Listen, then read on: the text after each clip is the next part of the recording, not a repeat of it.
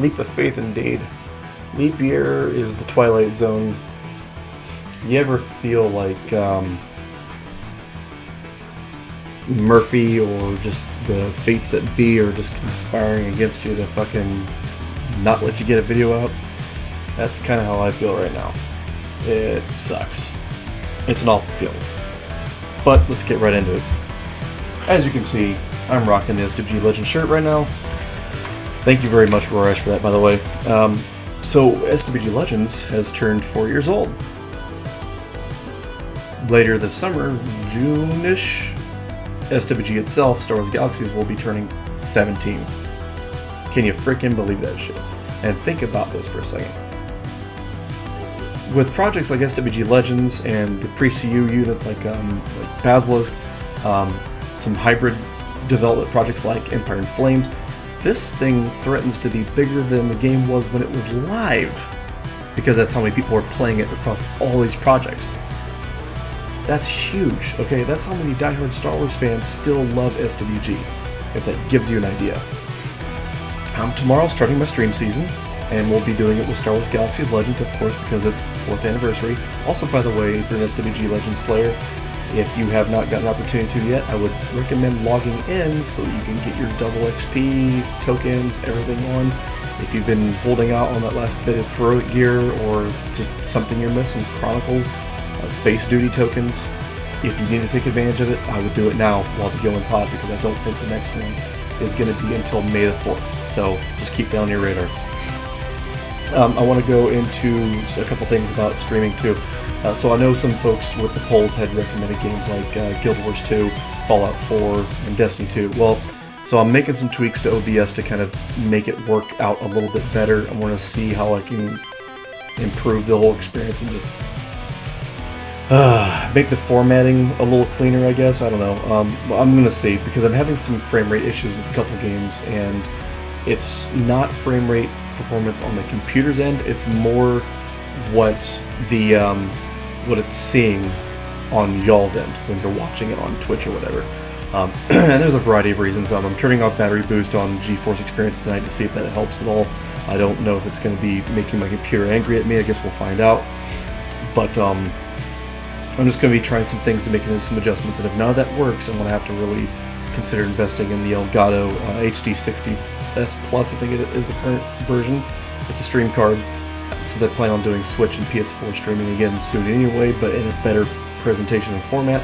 I will eventually need one of those.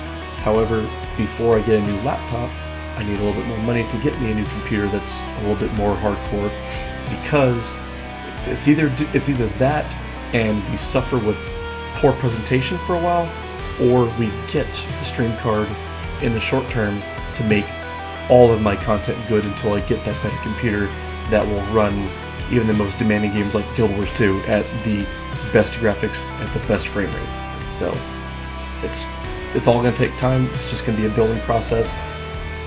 Unfortunately, I need money to do it. None of this is free, and my time is unfortunately going to be precious this year too, because there's a lot going on, just like last year, although it will not be nearly as demanding as last year.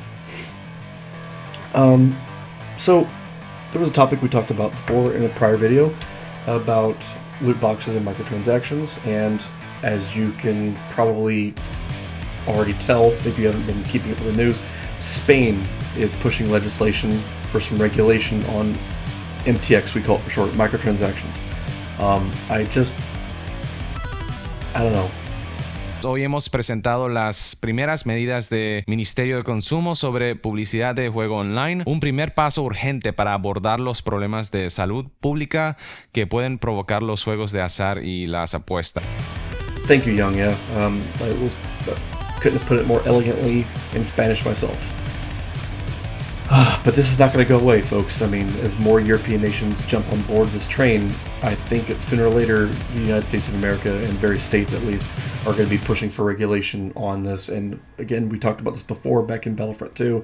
We wanted to avoid this because we don't want the government stepping into the creation process of these video games, because if they step in one, they're going to step in all. That's just the way they do it, because they want to treat everyone the same way. And I understand that, but it's going to stifle the creation process on games that don't abuse microtransactions. So If you need to step up and talk now. Don't talk to your senators, talk with your wallets. And speaking of talking to people, the community spoke to Bungie in regards to Trials of Osiris that's coming back in Destiny 2. If you played Destiny 1, you know what I'm talking about. Trials of Osiris is coming back in Season 10, Season of the Worthy. And I'm really excited for this because Bungie actually listened to us. We had a concern because with Shadowkeep, you had this thing, these artifact mods, and this artifact power bonus that you get as you level up past the max season rank for each season, and you could get astronomically high in your power level. And people were worried with power level being enabled in Trials that folks were going to go down into these lost sectors and they were going to grind out and get to like power level 1000, and you were going to come into your first Trials match with your card and you were going to be a 960 character facing a 1000 level character.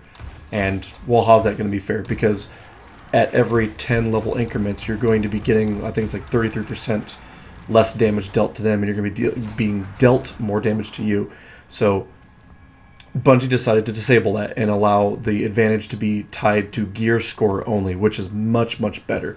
And it makes it much, much easier for an average player like myself to keep up with the hardcore players and stay within that 10 or less power advantage range. Because you know anything at 10 or higher, you're going to be at a bit of a disadvantage. Within that 10, it's going to be a pretty fair fight, and that's what we want. We don't want us to be going into a card and getting up to our second to last match and then having the experience sullied by a freaking team that just face rolls us because they're all max level. You know what I mean? So they made that decision, as well as a decision to adjust Titan barricades to where they're not I win buttons for resurrections and elimination matches. So like shotguns and fusion rifles and precision damage weapons like sniper rifles are going to be able to do more damage to these Titan barricades. And that's fine, because I shouldn't be able to just throw up a freaking wall of light anytime I want to get a free revive on my buddy who may have made a bad decision and got his head blown off, or just the other team was better and my buddy got his head blown off. Okay? Because that's not balanced. If I can just get a free revive every time I throw up a wall of light, that's just not going to be fair. Alright, so making that adjustment to where it's got more HP, which is going to help us in PvE, but it's going to receive more specific damage in PvP, that's a good move. Same as what they did with handheld Singularity and kind of separating Controverse Hold out of the mix, so we can make Controverse Hold a more appropriate exotic towards actual grenades versus that handheld Supernova that Warlocks were using to run into a room and just cheese an entire team. Again, focus damage with that handheld Supernova, and it makes more sense in that one-on-one encounter. That was some smart decision making by Bungie, and I'm really, really excited for Season 10 because of that. Moving on to some other news, some more entertainment news. So Bob Iger is out as Disney CEO, and this fella named Bob Chapek is in. So from Bob to Bob, got it. Wall Street's not too aware of this guy though, which is weird because this dude was like the head of parks. So a few of my friends, Magic Rabbit being one of them, will be probably familiar with this fella. Now I understand why there would be some pause, because this guy was on his watch. You had some things happen, like you had the charging units that you could check out at the parks and walk around with to keep your devices charged all day you're at the park. And for a while there, they wanted to charge extra money for you to go and swap those packs out. Well, you're already paying an exorbitant fee to get into the parks to begin with, so it didn't really make a whole lot of sense to go and buy a pack you really didn't need. You know what I mean? There's no need to pay for a service that should already be covered by that large fee you pay to get into the park. So that happened on his watch. There hasn't been any significant pay raises to the employees under his watch. And we all know, a lot of us should know by now, that Disney park employees are some of the most underpaid and overtasked people in America. So something's got to give there. There's some things that just not so great happened under his watch. There's some good things that happened under his watch, but so I think because of that teeter-totter effect of good and bad with this guy, it's, you know what, let's just go at this with cautious optimism for now. Bob Iger is still going to be sitting as an executive chairman, influential but not the man calling the shots, so let's just see what happens. You know, he wants to put a focus on the creative side of Disney going into 2021.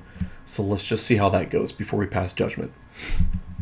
And a couple weeks ago, we talked about how I wanted to discuss some military news.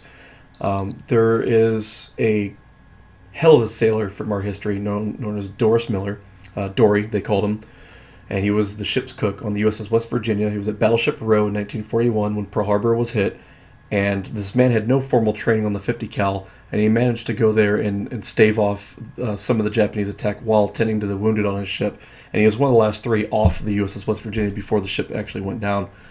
So, there's some controversy, I guess, about naming a Ford-class carrier after Dorie Miller. You keep seeing the same thing in these articles where they're talking about an African-American sailor is having a carrier named after him. I'll get back to that in a minute. You hear a lot of bullshit from conservatives. No offense to my conservative friends, but you hear a lot of this bullshit that traditionally we name carriers after presidents. Well, no, we don't. And furthermore, you hear this argument that Dorie Miller is known for Pearl Harbor and the USS West Virginia and Battleship Row.